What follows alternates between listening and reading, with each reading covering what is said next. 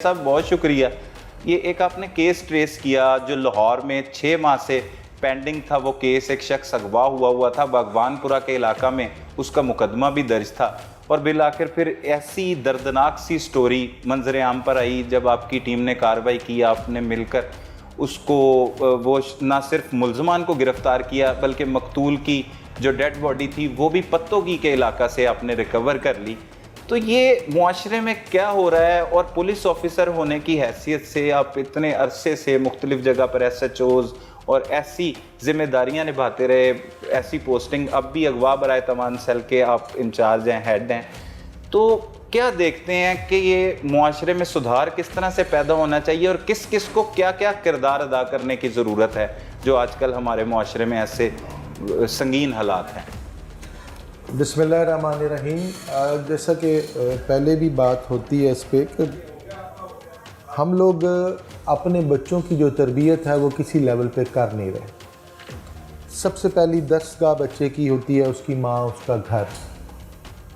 माजरत के साथ मेरा नहीं ख्याल कि आजकल इतनी समझदार माएँ हैं कि बच्चों की तरबियत कर रही हैं। बिल्कुल उस तरह से टाइम नहीं है। उसकी शायद वजह सोशल मीडिया, माओं की अपनी मसरूफियत, टेलीविज़न, ड्रामे और बहुत सारे मामलात। और वैसे भी जो माँ बाप हैं उनकी प्रायोरिटी जो है वो तरबियत नहीं है, वो तालीम है। और तालीम बराए तरबियत नहीं है, तालीम बराए नौकरी है, पैसे है। हम अपने बच्चों को तालीम दिलाते हैं इसलिए कि वो एक अच्छी नौकरी करें, अच्छी जगह पे सेट हो जाएं। कल को हम ये कभी नहीं सोचते कि हमारा बच्चा एक अच्छा इंसान बन जाए। सही। हम ये चाहते हैं कि हमारा बच्चा एक अच्छा अफसर बन जाए और अच्छी नौकरी करे। बिल्कुल। तो घर के लेवल पे तरबियत नहीं है। उसके बाद अगर आप स्कूल्स में देख लें तो वहाँ पे भी नहीं तो है। स्कूल में भी तालीम पे ज़रूर तवज्जो दी जा रही है, लेकिन तरबियत का आंसर जिस तरह दूसरे मुल्कों में, जापान वगैरह में हम सुनते हैं, उनके जो सिस्टम पढ़ते हैं वो टीवी में देखते हैं हम कि वो कितने साल तक, 7-7 साल तक पहले बच्चों की सिर्फ तरबियत करते हैं, उसको पढ़ाना शुरू नहीं करते। बिल्कुल। तो हमारी प्रायोरिटी तरबियत है ही नहीं, पहला तो मसला ये। सही। इसके अलावा भी बहुत सारे फैक्टर हैं। एक फैक्टर ये भी है कि हम लोग मज़हब से दूरी जो है हमारी, वो भी बहुत सारी खराफात, बहुत सारे मसाइल हमारे लिए पैदा कर बड़ी वजह है ये। ठीक है ना, हम लोग मज़हब से दूर हैं।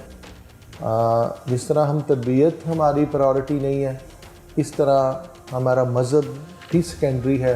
हमें बहुत सारी चीज़ें हम देखते हैं, इनको बाद में लाते हैं। सही।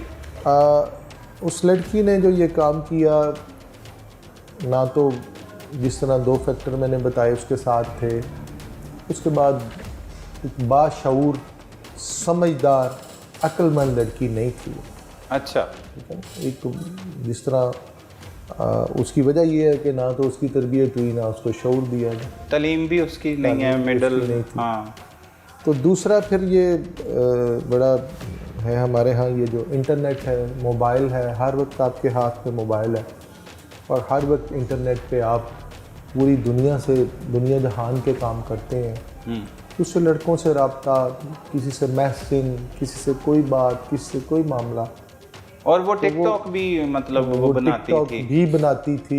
टिकटॉक लॉग वालों को पसंद भी करती थी, लाइक शेयर, ये वो जो इतनी सारी ये सारा सिस्टम है। अच्छा, उससे जब पूछा तो वो कहती मैं प्राइवेट ही बनाती थी, सिर्फ अपने तक ही महदूद था मेरा ये वो अकाउंट, मैं अपने लिए बनाती ज़रूर थी।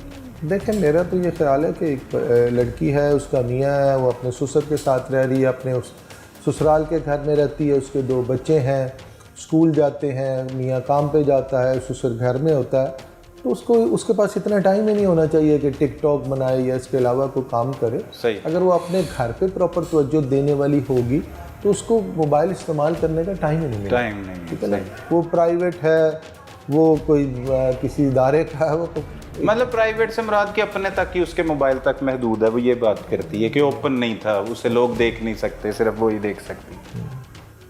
तो मैं समझता हूँ कि इसमें हमारा कसूर है, मेरा है, आपका है। सही। हमारे स्कूल के असातिज़ा का कसूर है, हमारे टीवी प्रोग्राम्स का कसूर है। बिल्कुल। और वो प्रोग्राम्स भी देखती थी, ये बड़ी अजीब सी बात है, ये आपकी बात से याद आई।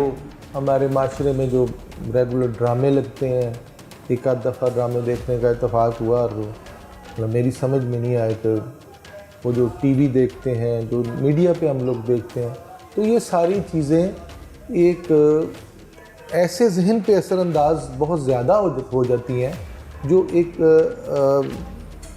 मेच्योर जहन नहीं है, एक तरबियत याफ्ता जहन नहीं है। सही। ये छोटा सा एक मोबाइल है, इसके फ़ायदे भी बेइंतहा हैं और नुकसानात भी बेइंतहा। अब ये अपने बच्चे को आपने ख़ुद बताना है कि इससे फ़ायदा लेना है या नुकसान लेना, और उसकी निगरानी आपने ख़ुद करनी है। अच्छा मियाँ साहब, वो मुलज़मा से जब पूछा, वो एक तो मुतमईन थी, उसको किसी चीज़ का मुझे नहीं लगा। आप तो उसकी तफ्तीश कर रहे हैं, आपकी ज़ेर निगरानी ये सारा ऑपरेशन हुआ, वहाँ से लाश को भी रिकवर किया गया, मुलज़मान भी गिरफ़्तार हुए, किस तरह से केस मंजर आम पर आया, वो आप लोगों की मेहनत की वजह से ही। तो उससे जो भी पूछा जा रहा है वो उस बात का जवाब तो देती है, वो कत्ल को भी मानती है, उसने कत्ल करवाया ये वो, लेकिन ना ही उसके कोई पछतावा है, ना ही उससे शर्मिंदगी है, और वो ज़हनी तौर पर तैयार है कि अब मतलब जो मैंने कर दिया है उसको मैं भुगतूंगी। एक होता है ना कि पछतावा होना, और फिर इसमें सफाकियत की इंतहा है।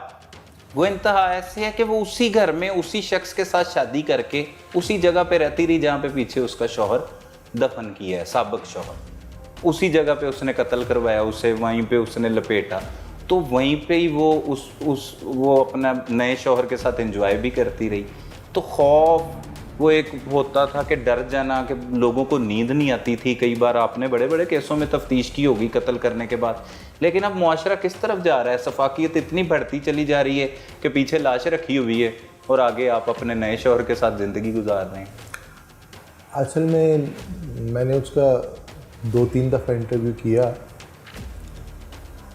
वो उसको पता था या उसके दिल में एक खौफ था कि मैं एक दिन पकड़ी जाऊँ। सही। ये खौफ उसके दिल में था। सही। और ये डर उसको लगता रहता था कि शायद वो दिन आ गया, या उसको ये खौफ था कि मैं शायद एक दिन पकड़ी जाऊँगी। बस इसी वजह से पकड़े जाने के बाद उसके लिए कोई बहुत ज़्यादा चीज़ें हैरत ज़दा नहीं थी कि एक आदमी ये सोचता कि मैं कभी पकड़ा ही नहीं जाऊंगा और पुलिस पहुंच जाती है और उसको पकड़ लेती है, तो उसके लिए हैरानकुन बात है। तो वो उसको ये पता था कि मैं एक दिन पकड़ी जाऊंगी, और जुर्म करने वाले को कहीं ना कहीं उसके अंदर उसको आवाज़ होती। बिल्कुल होती। बाकी उस घर में वो मुतमिन सोती थी या जागती रहती थी, ये मैं नहीं ये मैंने उससे पूछा है। मतलब जब वो कत्ल करके भी अपने घर गई है, तो उसने कहा मैं 2 बजे सोई हूँ जाके, 7, साढ़े 7, 8, साढ़े 8 बजे ये निकल गई थी, इसे बिठा दिया था उसने, हसन रज़ा ने। ये अपने घर पहुंच गई, वहाँ से बच्चे लिए फिर ससुराल चली गई जब पहला दिन था। तो 2 बजे तक उससे बात की कि लाश ठिकाने लगा दी। 2 बजे कहती मैं सोई हूँ, 9 बजे उठी हूँ, ये उसने आप खुद बताया। फिर मैंने उससे पूछा कि आपको नींद कैसे आ गई? कत्ल करवा के मंदा मरवा के आके सुबह उठ रही हो, तो नींद कैसे आ गई? तो ये सफाकियत नहीं है तो क्या मतलब? तो इंतहा है, और इतनी सी उम्र में मियाँ साहब। जी, सफाकियत इसको आप ज़रूर कह सकते हैं, क्योंकि अगर वो सफाक ना होती और जज्बात और ख्याल उससे आरी ना होती तो वो इतना बड़ा काम ही ना करती। ठीक है ना, उसने जितना बड़ा काम किया, जहाँ से उसने अपने शौहर को लाहौर से लिया, लेके पत्तों की 2 घंटे की वो मुसाफत पे गई है, आगे एक बंदा तैयार है, वो उसको वहाँ बिठाता है, उसको फ़ाइन मारता है, वो सारा कुछ करवाती है, तो ज़ाहिर है वो एक आम औरत तो नहीं। बिल्कुल आम नॉर्मल औरत नहीं। और मियाँ साहब ऐसे केसेस में इजाफा होता चला जा रहा है। बहुत से केसेस अब मंजर आम पर आना शुरू हो गए कि जो बीवी हैं वो अपने शौहर हजरात कत्ल करवा रही हैं। इसके पीछे आप क्या वजूहात समझते हैं? ये तो एक केस है, इससे हट के भी बहुत ज़्यादा मुआशरे में इस वक्त जो है वो ऐसे केसेस सामने आ रहे हैं। मैंने वही जो पहले बात की ना कि हमारे यहाँ हम ना तो बच्चों को शऊर दे रहे हैं ना तरबियत दे रहे हैं।